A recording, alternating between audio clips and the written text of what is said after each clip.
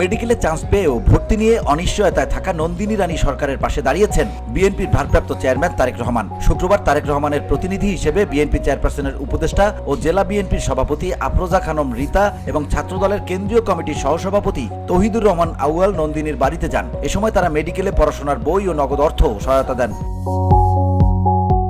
জানা গেছে, মানিকগঞ্জ সদর উপজেলার নবগ্রাম ইউনিয়নের গিলন গ্রামের ইজি বাইক চালক অনিল চন্দ্র সরকারের মেয়ে নন্দিনী তিনি ঢাকা মেডিকেল কলেজে ভর্তির সুযোগ পেয়েছেন। মেয়ের এমন সাফল্যে পরিবারের সবাই খুশি হলেও মেডিকেলে ভর্তি ও পড়াশোনার খরচ চালিয়ে নিতে দুশ্চিন্তায় ছিলেন নন্দিনী ও তার পরিবার। এ নিয়ে একটি গণমাধ্যমে মেয়ের মেডিকেলে পড়াশোনার খরচ নিয়ে দুশ্চিন্তায় দরিদ্র পরিবারটি শিরোনামে প্রতিবেদন প্রকাশিত হয়। এরপর প্রতিবেদনটি তারেক রহমানের দৃষ্টিগোচর হয়। পরে তিনি নন্দিনীর পাশে দাঁড়ান।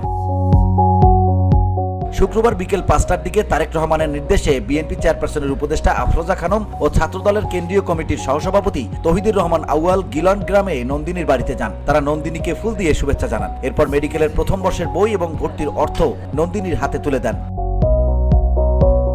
এ সময় জেলা ড্যাবের সভাপতি ডাক্তার বদরুল আলম চৌধুরী, সাধারণ সম্পাদক ডাক্তার জিয়াউর রহমান, ছাত্রদলের কেন্দ্রীয় সংসদের যুগ্ম সম্পাদক সাইফুল আলম বাদশাহ সহ অনেকেই উপস্থিত ছিলেন।